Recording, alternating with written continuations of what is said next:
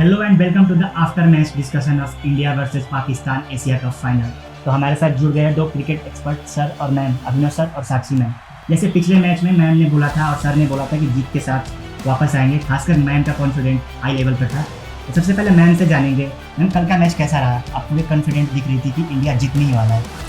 हाँ बिल्कुल, कल का जो मैच था वो जब हमने देखा, जो मैंने पिछली बार भी आपको सेगमेंट में बोला था कि एशिया कप हमारा है, वही हम प्रूव किया। हमारे जो प्लेयर्स हैं उन्होंने बहुत अच्छी तरीके से कि जिस तरीके से उन्होंने मैच खेला, जिस स्पिरिट से उन्होंने मैच खेला, और जितने भी हमारे भारतवासी हैं वो हर कोई इस चीज़ से बहुत खुश था कि हाँ चलो आज एशिया कप हमने जीत लिया है। सो बहुत खुशी की बात है सबके लिए, पूरे देशवासियों के लिए, पूरे टीम के लिए, मैनेजमेंट के लिए, एवरीबडी।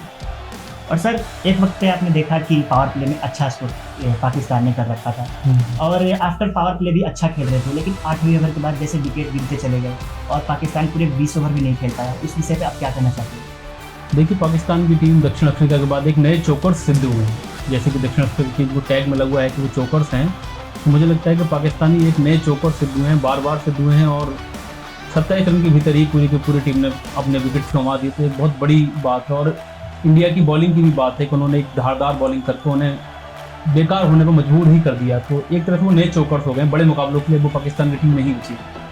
जैसे कि सर ने मैम बताया कि चौकर्स हो गए पाकिस्तानी प्लेयर्स, कल इंडिया की बॉलिंग बेहद ही अच्छी रही। तो अब कौन से बॉलर थे जो इंडिया की तरफ से अच्छा परफॉर्मेंस किए?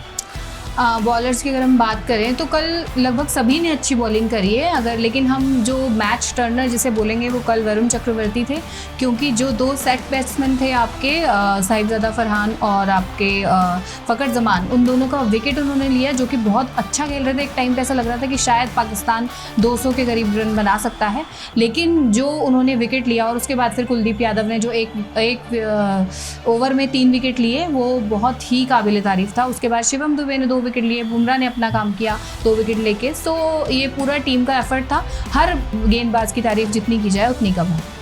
और सर कल शर्मा जी के बाद वर्मा जी ने एक अच्छा परफॉर्मेंस दिया भारतीय टीम के लिए। हर मैच में शर्मा जी चलते आ रहे थे, लेकिन इस फाइनल में वर्मा जी ने दिखा दिया कि भारतीय प्लेयर में क्या दमखम है। तो क्या कहना चाहते हैं इसी से? देखिए, शर्मा जी हों या वर्मा जी हों, भारतीय क्रिकेट टीम किसी एक व्यक्ति पर डिपेंडेंट नहीं है। वो किसी एक खिलाड़ी के ऊपर निर्भर नहीं है। पूरी टीम का दम होता है। हमारे पास पूरे एक बैटिंग लाइनअप है, पूरा बैटिंग ऑर्डर है। कभी कोई चलता है, कभी कोई चलता है, कभी मिडिल ऑर्डर में कोई चल जाता है, कभी फर्स्ट ऑर्डर में कोई चल जाता है। तो देखने वाली बात है कि सभी अपना अपना योगदान देते हैं, और उस योगदान में से किसी का योगदान जो है विनिंग जाता है, कि किसी एक का योगदान जो है टीम को जिता ले जाता है। तो मुझे लगता है कि ये एक टीम स्पिरिट है, और डिपेंडेंसी हमारी टीम में नहीं है कि एक स्टार के ऊपर डिपेंडेंट है। वो दौर चला गया है जब टीम 2-3 खिलाड़ियों पर डिपेंडेंट हुआ करती थी। जैसे सर ने बताया कि डिपेंडेंसी नहीं है, वैसे हार्दिक पांड्या का भी कल मैंने देखा और आपने भी देखा होगा कि हार्दिक पांड्या कल के मैच में नहीं खेल रहे थे चोट के कारण। तो कितना उनकी जगह का कमी खल रहा था कल हार्दिक पांड्या के नहीं खेलने की वजह से। मज़े की बात तो ये है कि हमें इतनी ज़्यादा कमी उनकी खली ही नहीं, क्योंकि आप अगर देखेंगे तो अगर आप बैटिंग लाइन की बात करें तो बैटिंग लाइन पे हमारे पास रिंकू सिंह थे। लास्ट एक बॉल उनको खेलने का मौका मिला और क्या ज़बरदस्त चौका उन्होंने जड़ा। उसके बाद अगर हम बॉलिंग की बात करें, बॉलिंग की स्टार्टिंग में आप बोलेंगे कि बुमराह को थोड़ा सा एक साथ की ज़रूरत पड़ी थी, जिसमें थोड़ा सा हमें लगा कि हाँ अगर हार्दिक पांड्या होते तो शायद ज़्यादा अच्छा होता। लेकिन बाकी जो बॉलर्स थे, जैसे स्पिनर्स थे आपके वरुण चक्रवर्ती, कुलदीप यादव, बुमराह ने भी कल अच्छी बॉलिंग स्पेल डाली। और सर एक वक्त में संजू सैमसन जो थे 12 रन पे खेल रहे थे, उनका कैच ड्रॉप होता है पाकिस्तानी प्लेयर के द्वारा। बाकी उसके बाद आप क्या कहना चाहते हैं उसके विषय में? देखिए, उसके कुछ ही टाइम बाद वो शायद 10-12 रन बना के आउट होकर वो पूरा अपने जीवन दान का फ़ायदा ले नहीं पाए। अगर वो एक लंबी पारी खेलते, एक मैच विनिंग पारी खेलते, तो शायद हो सकता है कि उनका नाम भी कल इतिहास के सुनहरे अक्षरों में दर्ज हो जाता है कि उन्होंने एक विनिंग पारी खेली और टीम को जीत की तरफ ले गए। ठीक है, कैच छूटा, उन्हें जीवन दान मिला, लेकिन वो तो कैश नहीं कर पाए। तो कैश तो छूटा, पर कैश करने में वो नाकामयाब रहे। और मैंने शिवम दुबे कल हार्दिक पांड्या का कमी क्या खलने दिए या हार्दिक पांड्या की कमी खल रही थी? नहीं, शिवम दुबे की जो बॉलिंग है वो कहीं ना कहीं उनको आप एक इम्पैक्ट प्लेयर के तरह से यूज़ कर सकते हैं, क्योंकि उनकी जो बॉलिंग है वो बहुत बढ़िया है। और आप अगर उनको बैटिंग की बात करें तो बैटिंग में तो उन्होंने जो कल काम किया वो संजू सैमसन के आउट होने के बाद वो सभी ने देखा, क्योंकि एक टाइम पे ऐसा लग रहा था कि जो आउटफील्ड है वो बहुत स्लो है और बॉल जो है वो लग नहीं पा रही है। लेकिन जैसे शिवम दुबे ने आके जो छक्के मारे, उससे पता चलता है कि द कॉन्फिडेंस ही हैज़ वो बहुत अच्छा है टीम के लिए। तो हम कह सकते हैं कि वो आप उनको बॉलिंग का भी अगर ज़्यादा मौका देंगे तो वो बॉलिंग भी अच्छी कर सकते हैं। और हारिस रऊफ की 18वें ओवर की आखिरी बॉल जो फुल टच थी और शिवम दुबे ने स्टैंड में छक्का मारा था, वो कितना इंपॉर्टेंट था?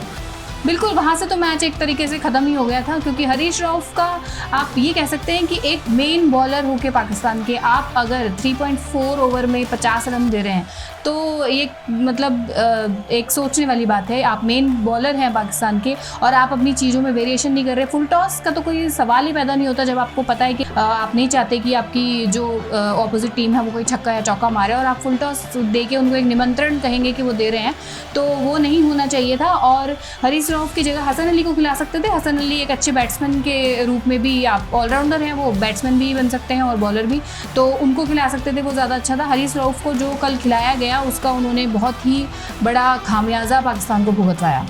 और सर 19वें ओवर जो फरीम अशरफ कराने आए पाकिस्तान की तरफ से, वो अचानक से टाइम वेस्ट करने लगे चोट का बहाना देके, तो उस विषय पे आप क्या कहना चाहते हैं? देखिए, उसने एक टैक्टिक्स खेली के साइकोलॉजिकल वॉर वो टीम इंडिया के ऊपर बनाने की कोशिश कर रहा था, लेकिन वो उसमें भी नाकामयाब हो गया, क्योंकि हमारी जो टीम है वो साइकोलॉजिकली बहुत स्ट्रॉन्ग है। और ये तो जो टेक्निक उसने यूज़ करी ये बड़ी फ्रस्ट्रेटिंग टेक्निक है, कोई बहुत अच्छी लेवल की टेक्निक नहीं है दबाव बनाने की, स्लेजिंग करना, ये सानियों की पुरानी हरकतें रही हैं। और ये उसने यूज़ करके लास्ट ओवर की तरफ कोई बहुत बड़ा फ़ायदा उसका ले नहीं पाया। हमारे खिलाड़ी बिना दबाव के अच्छा खेल गए उसकी बॉलों को, तो मुझे नहीं लगता कि उसकी टेक्निक जो थी वो ज़्यादा कामयाब हो पाई। क्रिकेट जैसे फटाफट गेम में ये टाइम बर्बाद करना क्या सही था? नहीं, मुझे नहीं लगता कि वो जो क्रैम्प का उन्होंने कल बहाना किया, उसका खामियाजा भी वो पाकिस्तान ने भुगता, क्योंकि लास्ट ओवर में उनके 4 ही फील्डर जो थे वो बाहर रखे गए, क्योंकि ऑब्वियसली उनका टाइम उन्होंने बहुत ज़्यादा कंज्यूम कर लिया था, तो वो उसका उनको एक तरीके से फ़ायदा नहीं नुकसान ही ज़्यादा हुआ। और मैम कल फील्डिंग भारतीय टीम की बहुत अच्छी रही, एक भी कैच ड्रॉप नहीं किया, तो उस फील्डिंग के विषय पे क्या बोलना चाहते हैं? बहुत अच्छी फील्डिंग रही, बहुत इम्प्रूवमेंट रहा, क्योंकि मुझे पता है जो फील्डिंग के कोच हैं इंडिया के, वो इस बात को आसानी से पचा नहीं पाए होंगे जो कैचेस वो छोड़ रहे थे, तो इसके लिए कल उन्होंने ज़रूर कुछ ना कुछ किया था, जो टीम बहुत ही कसी हुई नज़र आई कल फील्ड पे। और सर कल पूरे 20 ओवर में भी पाकिस्तान में नहीं खेल पाया, तो सर क्या अगर 20 ओवर खड़ा रहता पाकिस्तान तो क्या आज रिजल्ट कुछ और होता? नहीं, मुझे नहीं लगता कि रिजल्ट कुछ और होता, क्योंकि वो पूरे ओवर भी अगर खेल जाते तो उनकी तरफ कोई ऐसे बैटिंग लाइनअप में बड़े खिलाड़ी नहीं बचे थे जो स्कोर कर सकते थे, क्योंकि आपने देखा कि टीम पहले ही ढेर हो गई और ना ही कोई बहुत बड़ा खिलाड़ी उनकी तरफ कल था जो कोई बहुत बड़ा सिग्निफिकेंट योगदान दे पाया वो कल के मैच में। तो अगर वो 20 या 25 ओवर भी खेल जाते, जो कि नहीं थे, हालांकि 20 ओवर का ही मैच था, तब भी वो कोई ज़्यादा स्कोर नहीं करने वाले थे। मतलब मैंने कहा कि वो चौकर ही सिद्ध हुए कल भी। मैम जैसे सर ने बताया कि पाकिस्तान 20 ओवर में खेल जाता तो कोई रिजल्ट में चेंजेस नहीं होता, तो क्या आप पाकिस्तान की घटिया बैटिंग को जिम्मेवार देना चाहती हो या भारत की अच्छी बॉलिंग को आप देना चाहती हो?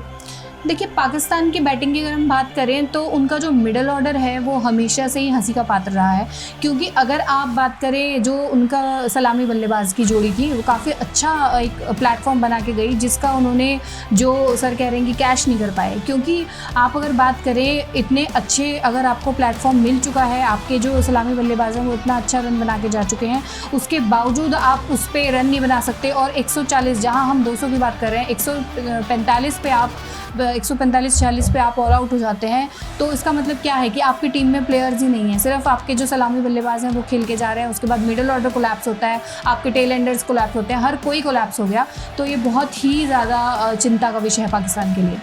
सर विदाउट लूजिंग कोच में पूरा टूर्नामेंट जीतना एक टीम के लिए कितना इंपॉर्टेंट होता है? देखिए, भारत का रथ जो इस बार अजय रहा, उसने किसी भी मुकाबले में हार का सामना नहीं किया और कोई भी मुकाबला भी बहुत ज़्यादा चैलेंजिंग भी नहीं था। 1-2 मुकाबले में उन्हें चैलेंज का सामना करना पड़ा, पाकिस्तान से तो किसी भी मामले में हमें चैलेंज का सामना नहीं करना पड़ा। तीनों जीत हमारी एक तरफा जीत हो गई थी। हालांकि फाइनल में हमें एक बार को लग रहा था कि पता नहीं क्या होगा, लेकिन वर्मा जी ने आकर लास्ट में सब संभाल लिया। तो मैं समझता हूँ कि अजय रथ रहा भारत की टीम का, और ऐसा ही रथ हमारा आगे बना रहे, टीम हमारी बढ़िया परफॉर्म करती रहे, ऐसी ही हम कामना करते हैं। मैम जैसा कि आप जानती हो कि अगले साल T20 वर्ल्ड कप भी है, इंडिया में ही हुआ है, और एक विनिंग कोर्स पे टूर्नामेंट को ख़त्म करना है, एशिया जैसे बड़ी टीम को हराना, कैसा एक कॉन्फिडेंट देता है टीम को? बहुत ही अच्छी बात है कि जब आपका अगले साल एक T20 वर्ल्ड कप है तो बहुत ही अच्छी बात है। अगर आप एशिया कप जैसे अगर जो टूर्नामेंट्स हैं जब वो जीतते हैं तो एक अलग कॉन्फिडेंस दिखता है आपके प्लेयर्स में, आप में। एज अ कैप्टन आप सूर्य कुमार यादव की बात करें तो वो भी कल अलग ही कॉन्फिडेंट दिखाई दिए, क्योंकि बहुत बड़ा एक टूर्नामेंट था उनके लिए, उन पर विश्वास जताया था टीम मैनेजमेंट ने कि उनको कैप्टन बना के, तो उस चीज़ पर जब वो खरे उतरे तो एक बहुत ही बड़ी उनके लिए एक अचीवमेंट है। आगे आने वाले टाइम के लिए भी हो सकता है वो एक T20 के अच्छे कैप्टन बन के उभरे, तो my best wishes are with him. Ma'am भले ही पाकिस्तान फाइनल में गई हो, लेकिन श्रीलंका ने जो टक्कर दिया इंडिया को, सुपर 4 के मैचेस में। अब श्रीलंका के बारे में क्या कहना चाहती हो, क्योंकि श्रीलंका पूरा क्वालिफाई नहीं कर पाया फाइनल के लिए, लेकिन भारत को अच्छी टक्कर दी। सुपर 4 में एक श्रीलंका की टीम नजर आई जो भारत को टक्कर दे पाई, तो क्या कहना चाहती हो? श्रीलंका की टीम अच्छी है। श्रीलंका की टीम के बारे में अगर हम बात करें, जो उनके यंग प्लेयर्स हैं वो काफ़ी अच्छा खेल रहे हैं। हसरंगा की अगर हम बात करें, काफ़ी अच्छी बॉलिंग करते हैं, लेकिन ऊपर नीचे चलता रहता है। टीम ज़रूरी नहीं है कि हर बार आप क्वालिफाई कर जाएं, कोई बात नहीं, लेकिन एक आपको जो फ्यूचर उनमें दिखता है कि टैलेंट है, जो फ्यूचर के लिए वो एक अच्छी टीम बन के उभरेंगी, तो वो बहुत अच्छी बात है। ज़रूरी नहीं है आप हार जीत से ही हर चीज़ को तोल या मोल नहीं सकते। अगर वो अच्छा खेलेंगे आगे, जिस तरीके का उन्होंने एक हमें ट्रेलर दिखाया है, आप कह सकते हैं एशिया कप में, तो अच्छी बात है कि वो आगे T20 वर्ल्ड कप में शायद बहुत अच्छा करें। और सर आफ्टर द मैच जो पोस्ट मैच था उसमें जो ड्रामा हुआ, भारत ने ट्रॉफी नहीं लिया, उस बारे में आप क्या कहना चाहते हैं?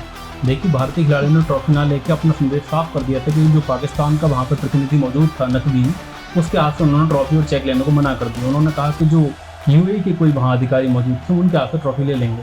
तुम जीत तो नहीं पाए, जीतते तो ले जाते ना ट्रॉफी, तुम किसी और की जीती हुई ट्रॉफी अपने साथ लेकर चले जाते हो। तो ये पूरे देश की घटिया मानसिकता का परिचय देता है कि वो लोग किस कदर बौखलाए हुए हैं, किस कदर फ्रस्ट्रेट हैं।